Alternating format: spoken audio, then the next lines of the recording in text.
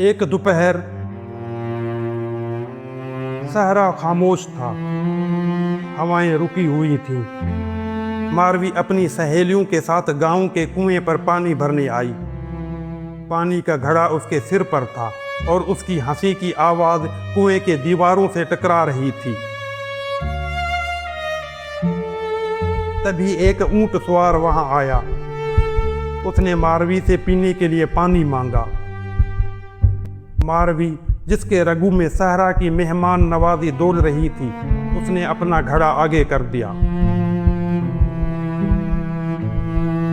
लेकिन जैसे ही मारवी के हाथ बादशाह के करीब हुए, बादशाह ने पानी के बजाय मारवी का हाथ पकड़ लिया। एक लम्हे में, चश्मे ज़दन में, उमर ने उसे खींचकर ऊंट पर बिठाया और उससे पहले कि कोई चीख सुन पाता, ऊंट हवा से बातें करता हुआ उमरकोट की तरफ दौड़ पड़ा।